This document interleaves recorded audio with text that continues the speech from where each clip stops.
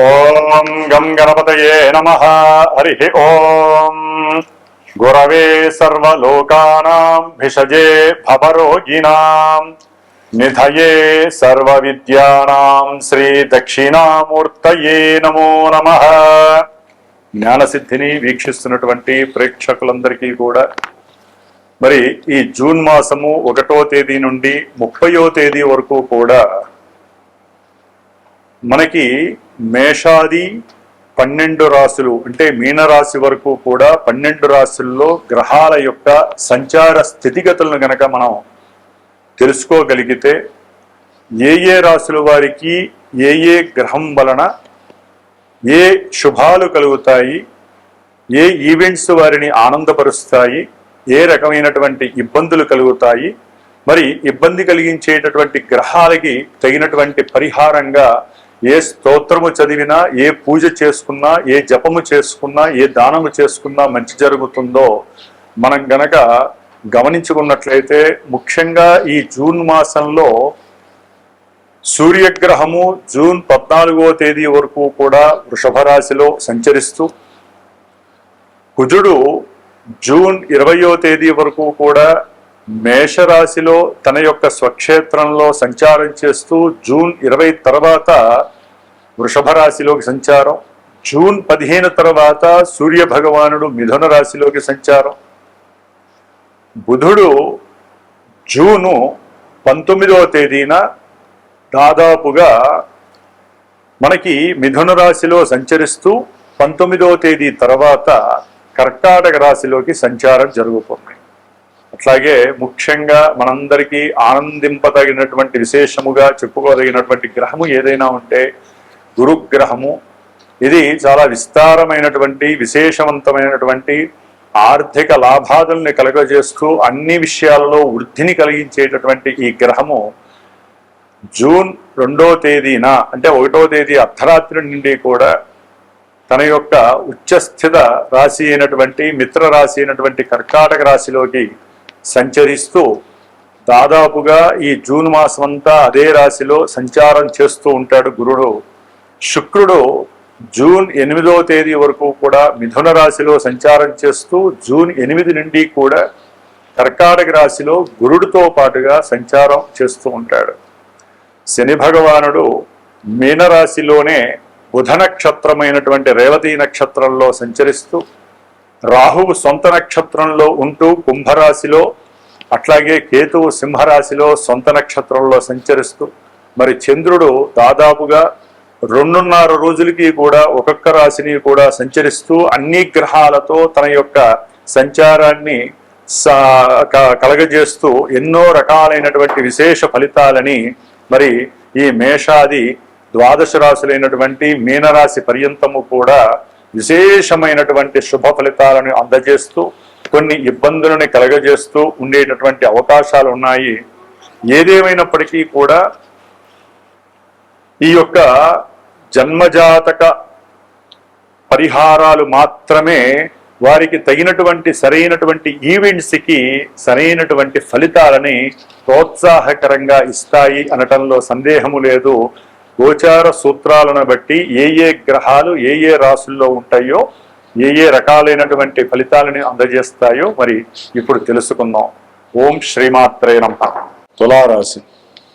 తులారాశి వారికి ఈ జూన్ మాసంలో 1వ తేదీ నుండి 30వ తేదీ వరకు మనం గ్రహాల యొక్క గోచార స్థితిగతుల్ని గనక గమనించినట్లయితే గ్రహాల యొక్క మారుతున్నటువంటి ఈ సమయము తులారాశి వారికి అత్యంత యోగదాయకముగా ఉండేటటువంటి పరిస్థితి.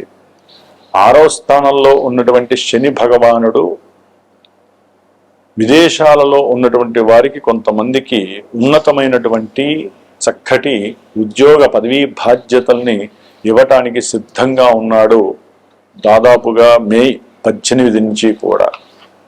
అట్లాగే శత్రు రోగ రుణాలని కూడా మాఫీ చేసేటటువంటి స్థితిలో శని భగవానుడు ఉండటం, ఆకస్మికంగా వీరు ఏదైనా అంతకుముందు చేసినటువంటి అప్పుల ద్వారా కొంత ఇబ్బందికరమైనటువంటి ఆర్థిక నష్టాలని చవిచూచటం కూడా జరిగే అవకాశాలు ఉన్నాయి.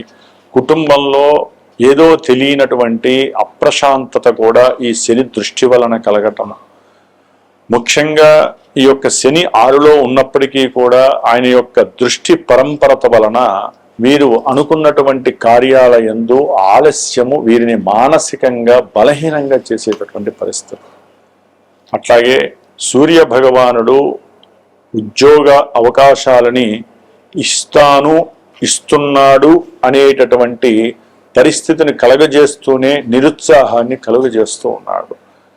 జూన్ 14 వరకు కూడా సూర్య బలము వీరికి లేకపోవటము, దాని ద్వారా వీరు ఉన్న చోట నుంచి మరొక చోటికి ప్రయాణము చేయటము, దాని ద్వారా ఆర్థిక ధన నష్టము, ఎంత అనుకున్నా కూడా సెల్ఫ్ ఎనర్జీ లెవెల్స్ పెరక్కపోవటము, తెలియనటువంటి ఏదో మానసిక ఆందోళన, ఆరోగ్యం పట్ల అశ్రద్ధ వహించటం వలన అనారోగ్య లోపము, అట్లాగే వీరికి ఉన్నటువంటి కొన్ని కాన్ఫిడెన్షియల్గా ఉండాల్సినటువంటి కొన్ని విషయాలు బహిర్గతం కావటము, దాని ద్వారా కూడా వీరికి భయము. అది ముఖ్యంగా పొలిటీషియన్స్ కావచ్చు, వారికైతే కనుక పూర్తిగా ఆర్థికపరమైనటువంటి విషయాల ఎందు భయాందోళనలు ఎక్కువ అవుతాయి.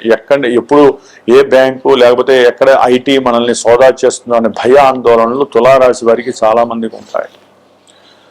జూన్ 15 తర్వాత సూర్యుడు భాగ్యస్థానంలోకి వచ్చినప్పుడు కొంతమందికి ఉద్యోగాల్లో ప్రమోషన్ వస్తుంది, ఉద్యోగం వస్తుంది అనుకుంటే అది కాస్త వీరికి కొలాప్స్ అయ్యి ఉన్న ఉద్యోగం కూడా పోయే అవకాశాలు ఉన్నాయి. ఆల్రెడీ ఉద్యోగ వ్యవస్థలో ఇబ్బందులు పడుతున్న వాళ్ళకి ఇంకా ఇబ్బంది. అంటే సూర్యగ్రహ బలము ఈ నెల రోజులు వీరికి లేదు. అనుకున్న కార్య అభీష్టాలు నెరవేరుతాయి అనుకుంటే అది కాస్త ఇబ్బందులు పడతాయి.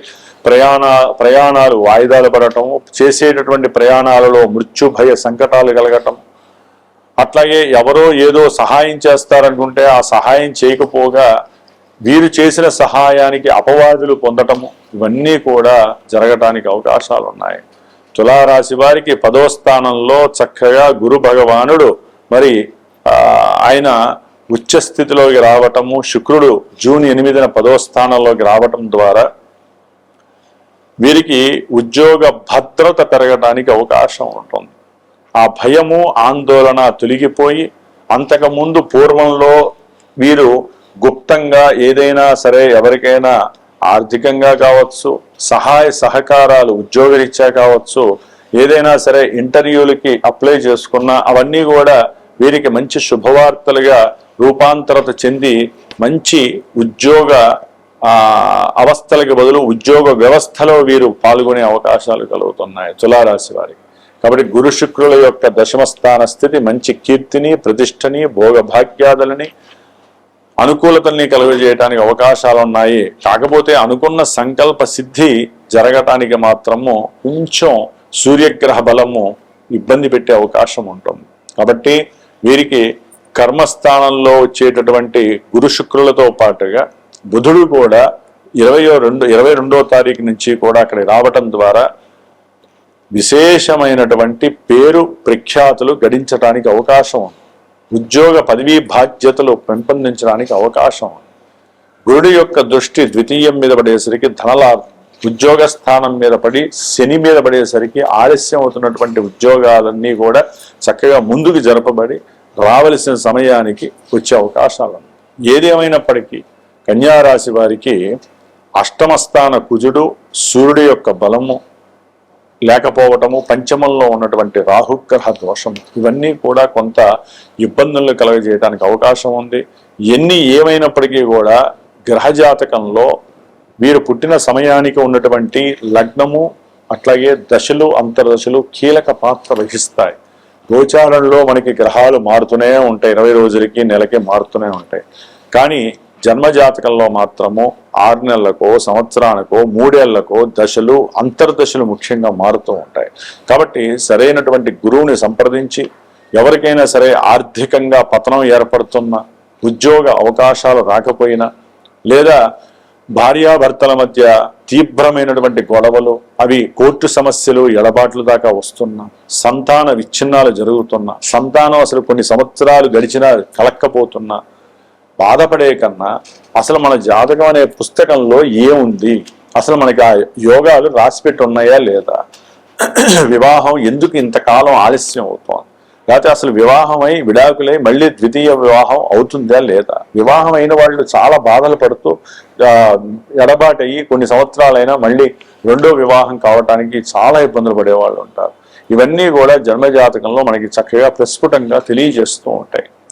అయితే వాటికి కూడా ఏదైనా దోషాలు ఉన్నాయేమో కనుక్కొని ఆ గురువు చెప్పినటువంటి ఆ విషయ పరిజ్ఞానం ద్వారా అటు జన్మజాతకాన్ని ఇటు గోచారాన్ని రెండింటినీ కూడా బ్యాలెన్స్ చేసుకుంటూ గురువు కొన్ని గ్రహాల వలన ఈ సమస్యలు వస్తాయి అని చెప్పినప్పుడు ఆ గ్రహాలకు సంబంధించినటువంటి శాంతి పరిహారాలు ఆచరించుకుంటూ దానికి సంబంధించిన హోమాల, జపాల, దానాల, రుద్రాభిషేకాల ఇలాంటివి చేసుకోవడం ద్వారా విశేషమైనటువంటి గ్రహశాంతి జరిగి మనకున్నటువంటి కర్మ దోషాలు తొలగిపోయి మనకి విశేషమైనటువంటి యోగము భోగములాగా కలిగే అవకాశం ఉంటుంది. కాబట్టి తులారాశి వారికి ఏదేమైనప్పటికీ అనుకూలతలుగా ఉన్నాయి కాబట్టి వీరు ఎక్కువగా దుర్గాదేవి నామస్మరణ చేయటము పూర్వజన్మ ఈ జన్మలో బలాన్ని పెంచే అవకాశం ఉంటుంది.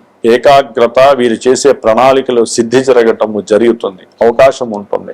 అట్లాగే ఉద్యోగాలు పోయినటువంటి వాళ్ళకి కాస్త దుర్గాదేవి అనుగ్రహం కలిగి దారి దొరుకుతుంది.